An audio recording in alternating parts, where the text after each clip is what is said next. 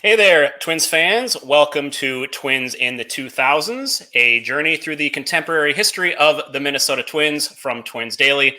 I am Nick Nelson of twinsdaily.com, joined by John Bonus. And today we're going to be talking about the 2003 season. A season that is, in some ways, I think, John, the antithesis of the 2001 season we talked about a couple episodes ago, in that it started with a thud and ended with a bang. But prototypical of a lot of the Twin seasons of that decade. It felt like every time they were favored, or they relaxed a little bit, they sort of slid, and then what we saw was sort of the typical, Gardenhire charge that the Twins seemed to have in them in the second half of the season.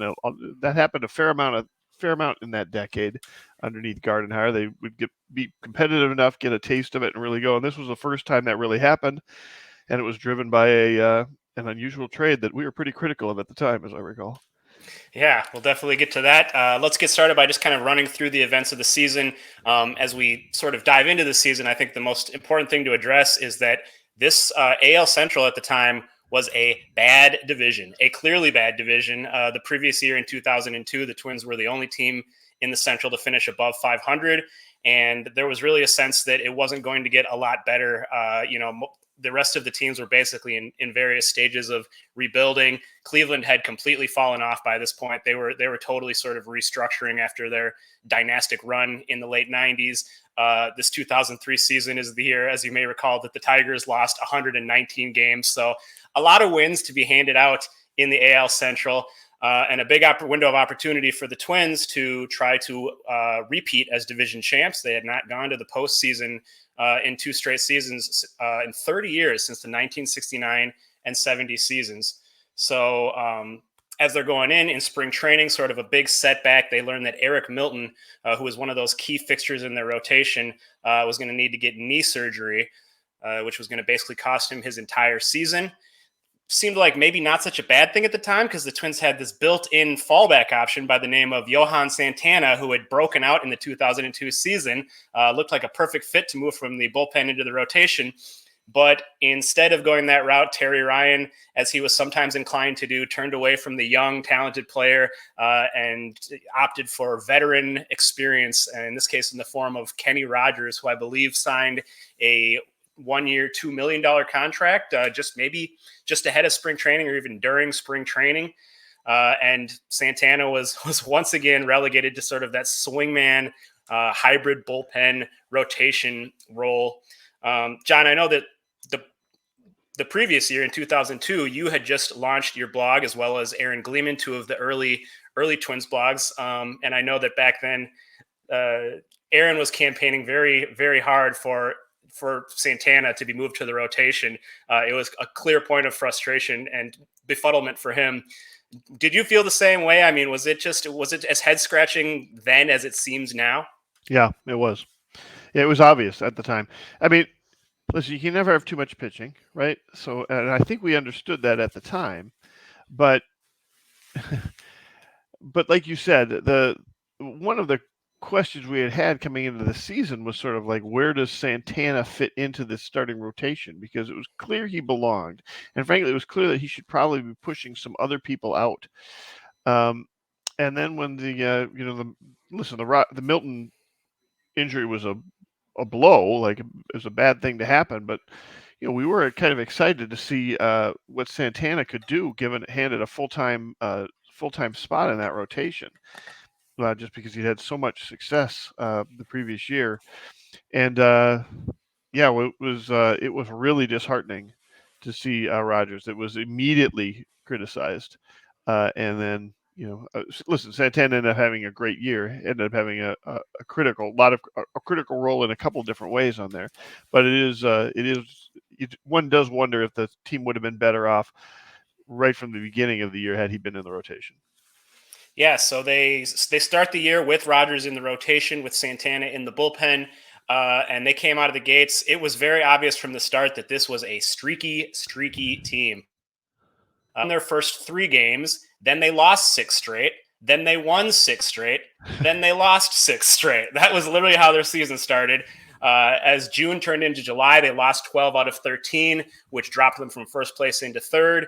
And by the All-Star break, they're 7.5 games out of first place, and it's starting to look pretty grim for this team. And they really needed a spark. But around this time, two pretty key things happened that would change the course of the season. One of those things was Terry Ryan, seeing the need for a more prototypical leadoff hitter. Jock Jones still filling that role at this point. Goes out and gets a guy that we think he probably had eyes on for some time, and pulls off a big trade 2 weeks ahead of the deadline, sending Bobby Kielty to Toronto for Shannon Stewart. A huge move. And John, I think in your recollection and mine as well, it was not necessarily viewed very well at the time because Kielty was a pretty key player, and Shannon Stewart was viewed pretty well around the league, but wasn't having a great year. And it was a little bit of a head scratcher, I think.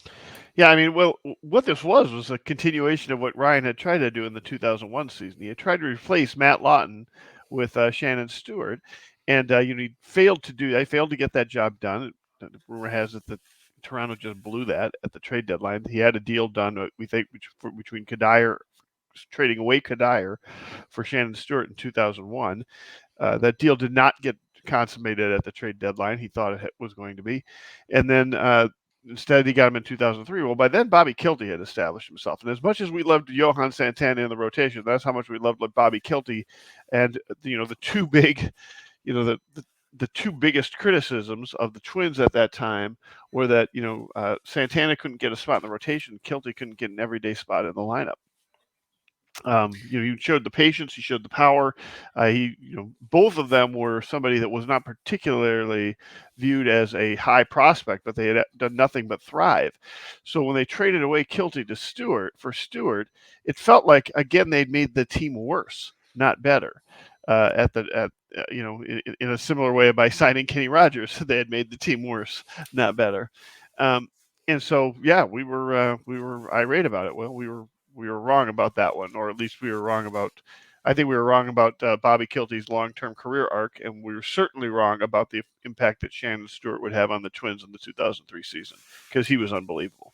Yes, as we will discuss. Now, around that same time, at almost the exact same time, another key move takes place, and that's moving Johan Santana permanently into the rotation. He's there for the rest of the year, and at that point, the switch just kind of flips. The Twins went on a tear and pulled off a second half comeback for the ages.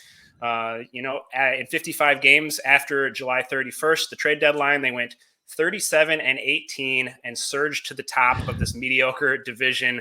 And they really sealed it there in September with an 11-game winning streak, all against divisional opponents. Streaky team, like I said, but ultimately a big streak in September to put it away.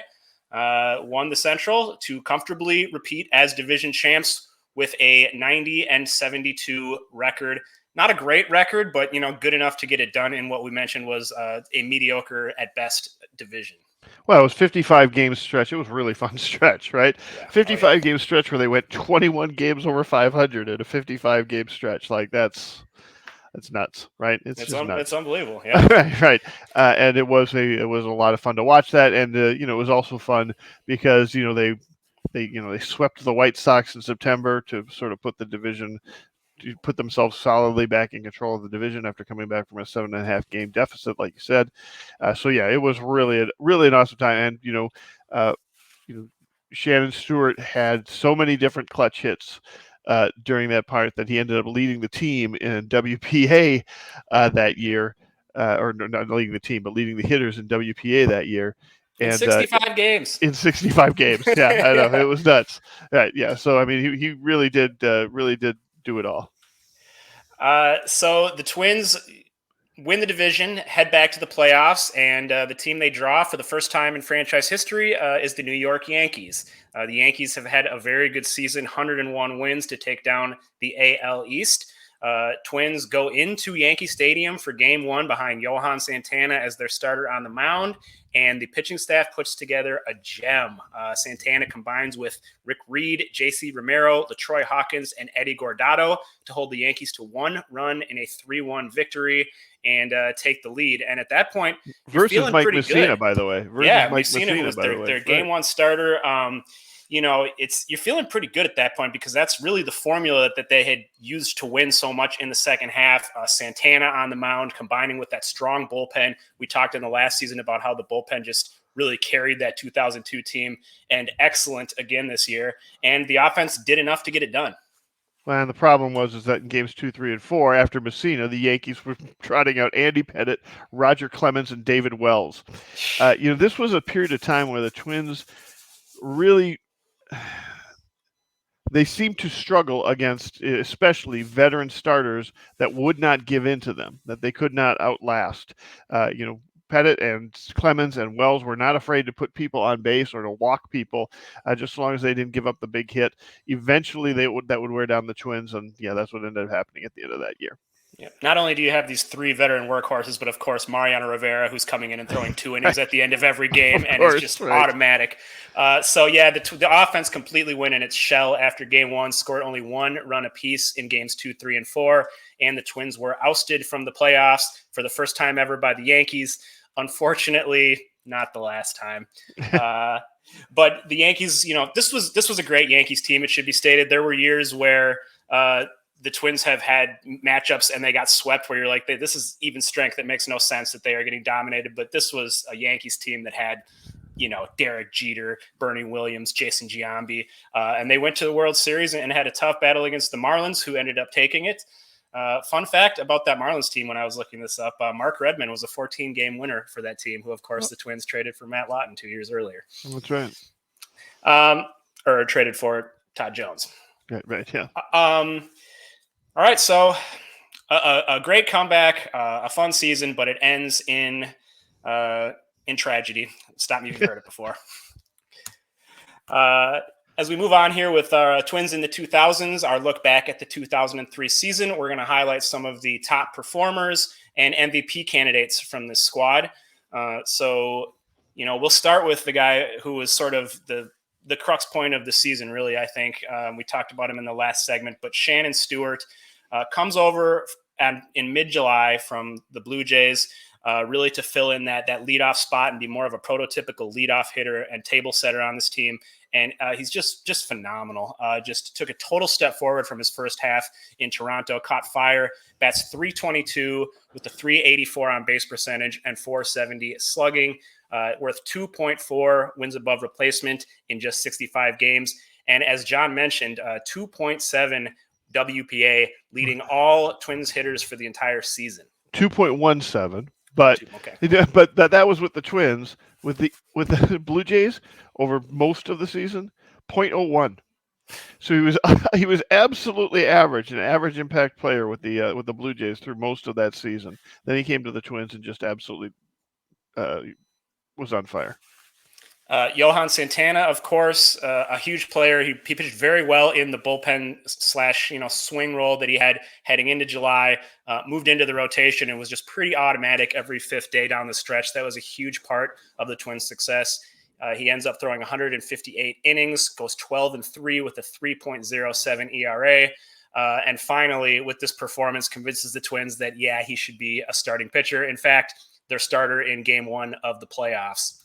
And he ended up having also a good WPA on there as well. Like, he just wasn't putting up the counting stats. He was effective in the bullpen for the first half of the season, really effective in the bullpen for the first half of the season, and then really effective in the starting role, obviously, the second half of the season. I mentioned Stewart's WPA was 2.18 or 2.17. Johan Santana's 3.69. So he was considerably, and by the way, he is not the highest WPA on the team. We'll get to that later. Of course, as we do pretty much every season during this era, we've got to call out Corey Koskie as one of the top players. Another one of these seasons where maybe the statistics don't jump out at you, which is why we talk about him as such an underrated player in retrospect.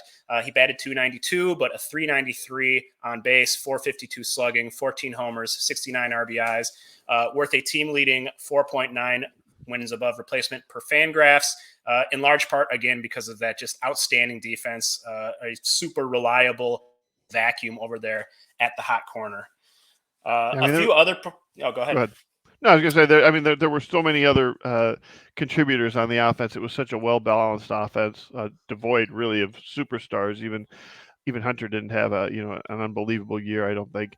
But Doug Minkiewicz, Jock Jones, Corey Koski, Bobby Kielty, Torrey Hunter, obviously. So yeah, there was plenty to like that year. Yes, very balanced attack, but just not a great offense, and that's why they really needed Stewart, and he helped pick things up, but not enough to succeed in the playoffs. Another guy we got to call out here, LaTroy Hawkins had another, just backed up his great 2002 season with an even better 2003. 77 innings pitched. He had a 1.86 ERA. And I know, John, you were talking about wanting to mention who led this team in WPA. That was LaTroy Hawkins. Yeah, I mean, for everything that we had, that we'd not seen in 2001 with him, seemingly fading in the spotlight. Well, he wasn't in that closer role. I mean, he proved, I think, over and over again that maybe the closer role wasn't necessarily his better role. But as a setup man, he was just unbelievable. And he and Guardado were absolutely leaned on heavily in that 2003 season, and that was going to end up being their last season with the Twins. So there was a lot of concern going into that offseason about whether or not they would return, and for good reason. They had been so valuable in the 2002 and 2003 seasons. Absolutely. Two other great performances that I wanted to call out, especially because they sort of speak to some other underlying things that were happening in the organization at this time. AJ Przinsky batted .312 with a 360 on base, 464 slugging. Again, just outstanding production for a catcher, one of their best players. Doug Minkiewicz hits 300, 393, 450 with 11 homers at first base and Gold Glove caliber defense. I looked at that stat line, and it really made me think, that's exactly the player we wanted Joe Mauer to be once he moved to first base, isn't it? I mean, Doug Minkiewicz at that time was that guy, lower power than maybe is traditional, but an on-base machine, an incredible defender, which leads me to my next point, because Przinsky and Minkiewicz, when we look back at that ESPN, the magazine cover from the previous season, the team that saved baseball, two of the four guys on it were Przinsky and Minkiewicz. These were central fixtures of this team and this nucleus. However, at this time, you've got Joe Mauer in the minors, clearly establishing himself as the number one prospect in baseball and looking pretty ready to take the next step. And during this season in June, Justin Morneau comes up and debuts, two of the team's top prospects, and really pushing up against these established fixtures. That was a pretty interesting dynamic at the time. Yeah, I mean, it was a fun time to be a Twins fan. One of the things that we always kind of talk about is that the moment before eating the honey is better than eating the honey itself, right? And we were sitting here with two guys who were established, that were fan favorites, both very feisty and fun to have on the team, and then to have two potential superstars. Even then, we knew these guys were potential superstars, pushing them for that spot. Listen, we had just been through some frustrations with a potential superstar pushing somebody for a spot. So there was always some caution with how the Twins would handle that and whether or not they would handle that correctly. In this particular case, Terry Ryan did not let an established catcher get in the way of getting Mauer some playing time. No, he ended up making hay of that situation pretty beautifully, as we'll talk about shortly. So for my pick for Twins 2003 team MVP, I'm going to go with Shannon Stewart. I know it seems kind of ridiculous, a guy that was on the team for only 65 games. I do think that in some cases, the big deadline addition and the impact can be overstated, but this was a uniquely impactful midseason addition. When I think back of all my years watching the Twins, it truly helped stem a total turnaround, and it was noticed by the league. I mean, Shannon Stewart finished fourth in AL MVP voting, all because of what he did with the Twins in those last few months. Because as we mentioned, he was not really that great with Toronto. Yeah, it amazes me that he got AL MVP votes. I had not remembered that. I got to be honest with you, looking at the overall, like if I was taking a look at it purely objectively, I would have given it to Santana. The combination of his impact in the bullpen, his impact in the rotation, his WPA overall, just the numbers that he put up, and sort of it becoming sort of his breakthrough season before he was about to go on this run of Cy Young awards, would have pushed it. But I got to tell you, I don't remember that. what I remember was Shannon Stewart. Like that's 20 years later, I remember the Shannon Stewart being the MVP of that team. So I'm going to stick with what my heart remembered as to and trust that that's what I really thought at the time. So we are in agreement. Both going with Shannon Stewart as the Twins 2003 team MVP. One little tidbit before we move on here, John. Do you know who finished one spot behind him, number 5 in the AL MVP voting? I do not. David Ortiz in his first season with the Boston Red Oh, Sox. really? Yeah, I was actually, yeah, this was Ortiz's first season there, and then of course the next year would be when he would really establish himself as a Boston legend in the ALCS. You look at this team and how they just seem to be a little bit short in the offense department, especially in the power hitting department, especially in the postseason clutch hitting department.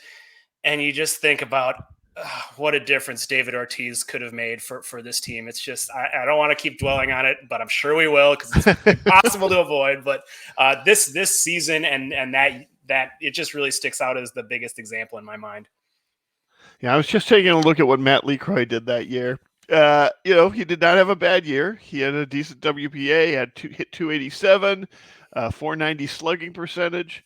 But yeah, that was obviously had the Twins unlocked in Ortiz with Red Sox unlocked in Ortiz, could have been a very different run in the aughts, especially given the dominance that the Twins started to taste in the postseason versus the Yankees this year. Oh, yes.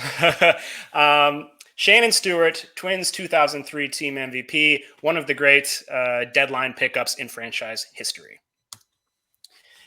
Moving on with our discussion of the Twins 2003 season here for Twins in the 2000s.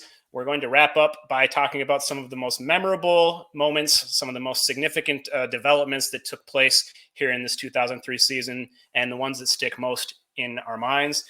So for starters, really quite a flurry of activity, of very consequential activity that took place here in early June. On June 5th, 2003, Johan Santana makes his final relief appearance as a Twin.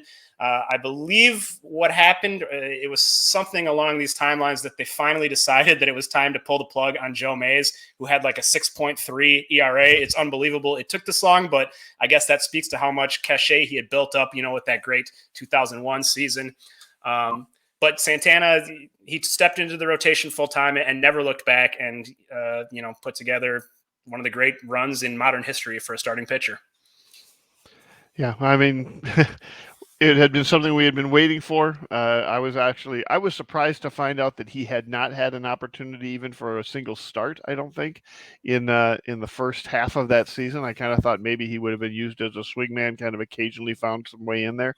That was not a good.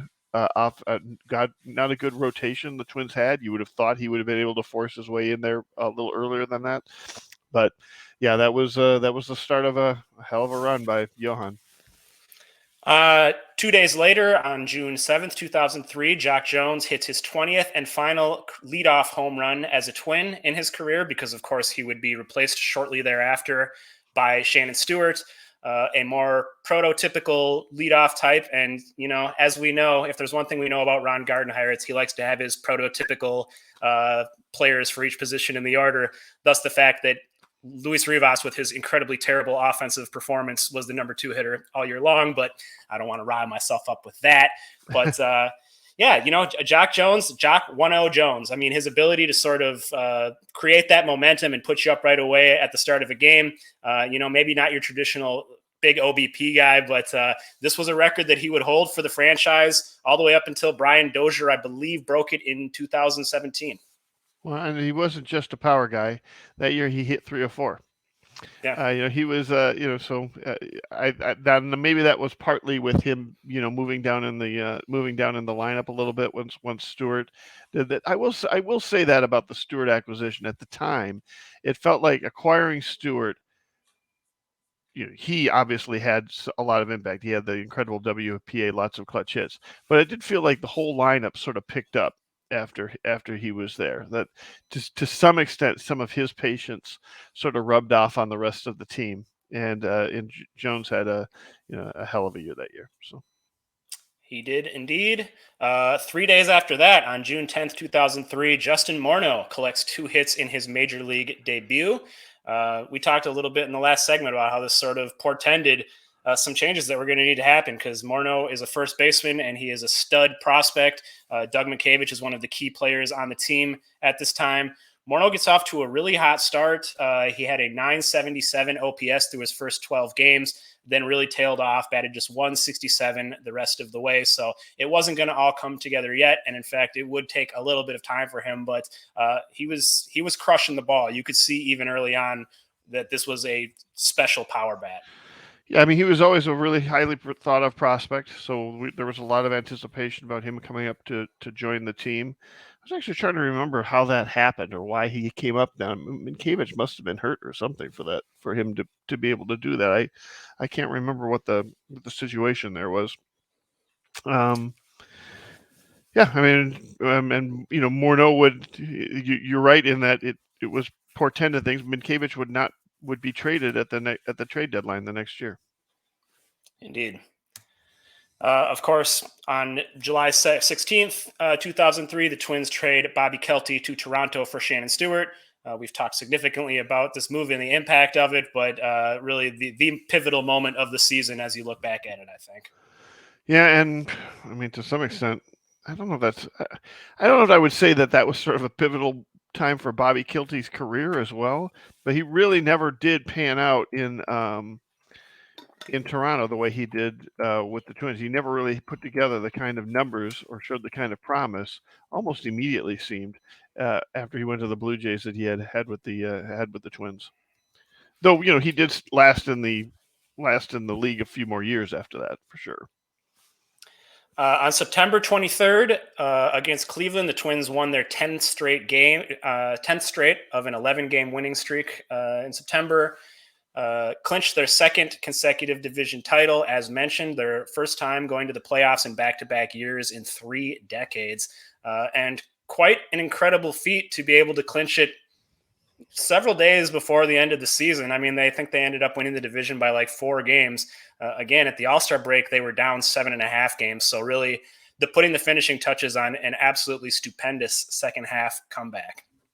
Yeah, and it included a 3-game sweep of the White Sox. That 10-game piece included a 3-game sweep of the White Sox. Going into that series, they were, I think, up 1/2 of a game over the White Sox. So that sweep during that piece, that was one of the more critical periods of time there. And like you said, they ended up giving themselves a nice 4 or 5 game break before the actual series versus the Yankees began because they managed to take care of business so early. Yep. September 30th, game 1 of the ALDS. The Twins win behind Johan Santana and the bullpen. They combined to hold the Yankees to 1 run in a 3-1 victory. Unfortunately, just a few days later on October 5th, the Twins would fall 8-1 at home. Santana actually pitched again in that game and gave up 6 runs. I believe probably his worst postseason outing as a Twin. And the Twins were eliminated by the Yankees, who would go on again to play in the World Series. Not a fun, memorable moment, but every elimination game against the Yankees unfortunately sticks in our minds. Yeah, well, like we talked a little bit about in the last segment, that was when the Yankees had 4 really good veteran starting pitchers, and that's one thing that the Twins seemed to struggle against. They seemed to struggle against starting pitchers that were veteran enough to just wait them out. There was a team that's Twins lineup was not particularly patient. Didn't have a lot of patient hitters on there. They wanted to go up there and they wanted to swing the bats. This was not a grind him out offense like you used to see the Moneyball A's have. And as a result, they were not a great matchup. Not that there were a lot of teams that were a great matchup when you were facing Messina and Wells and Clemens and Pettit. Like that's just a really good pitching staff to run into, and they ran into them. Yeah, I mean, I think this series speaks to what would become sort of a recurring trend for the Twins in the playoffs, which maybe runs counter to some of the narrative because you hear a lot of people talking about how they never go out and get that ace pitcher and that's what's holding them back. They don't have the pitching, but in a lot of cases, just like this, it was the offense that failed to come through and give them a real chance to win. You can't score 1 run in a game, 3 straight games against the Yankees in the playoffs and expect to win. Yeah, but the following year would be a chance where they really did. They did score some runs off there. They had a chance to take a 2-0 lead in the series in 2004. They ended up losing that to their bullpen. It was their bullpen that let them down, not their starting pitching in that. And then it was actually the bullpen that's going to let them down in 2004 in both games 2 and 4. So it was it's a multifaceted It's always way something. to lose to the Yankees. That's right. Yeah. They always find creative ways. One final memorable moment of the 2003 season, which actually came after the season ended and really set the stage for the 2004 season. We mentioned sort of the logjam that was taking place with Przinsky, one of their top players in the lineup, sort of looking like he was in no man's land here with Joe Mauer, their former number 1 overall pick and top prospect, starting to knock at the door. So on November 14th, Terry Ryan pulls the trigger on his greatest trade ever, sends AJ Przinsky to the Giants in exchange for Joe Nathan, Francisco Liriano, and Boof Bonser. This was a great year for Terry Ryan trades. The Shannon Stewart and Przinsky trades, I think, are always looked back at as two of his most impactful and well executed trades. And this one certainly has to be the cream of the crop. Yeah, at the time, Joe Nathan was Boof Bonser was sort of the prospect that we were most interested in. I think Joe Nathan was a reliever, although we did expect at the time for him to have potentially become the closer for the Twins when they acquired him. And then Francisco Liriano was kind of a throw-in, or felt like sort of a throw-in in that trade. Had not really established himself anywhere near what he had ended up to be. We should also just mention, that is also the offseason where we're going to lose Eddie Guardado and LaTroy Hawkins to free agency. So that we are already seeing a turnover of this roster that, that I think is sort of the norm for baseball teams. If you're going to have a run of more than 2, 3, 4 years, you have to start becoming comfortable with the turnover of the roster on sort of a yearly basis and being able to fill those holes. Yeah, I mean, to be able to go from Eddie Guardado, who was a perennial all-star closer almost immediately after stepping into the role, and to lose a guy like that in free agency and be able to replace him immediately with Joe Nathan, who Right. would quickly go on to become one of the best closers in Major League history. Just unbelievable work by Terry Ryan in the front office. Yeah. So which of these memorable moments, or maybe there's another one that we haven't covered, John, is the one you look back at as the defining moment of the 2003 season? Well, it didn't feel like it at the time, but it had to be the Shannon Stewart trade. I mean, it was one of those things that seemed at the beginning like it was yet one more piece of evidence that the Twins didn't really know what they were doing, and or the front office did not really know what they're doing. And in fact, we just could not have been more wrong. It was the perfect acquisition. He had the perfect impact, and they ended up giving up a player that we really overvalued the future of. I agree completely. I think this was the year of Shannon Stewart, and I look back and think of that deadline deal as it is the defining moment and really representative of just a complete turnaround and an amazing second half run. Unfortunately, falling short in the playoffs, but a really fun 2003 season that sort of started to the Twins started to sort of plant their flag in what were building as maybe the dynasty in the AL Central here. And we'll continue to cover that in the 2004 season with our next episode. So thank you, everyone, for joining us, and make sure to check in on the next one. Subscribe to the Twins Daily podcast and YouTube channel, and keep coming by the site for new content.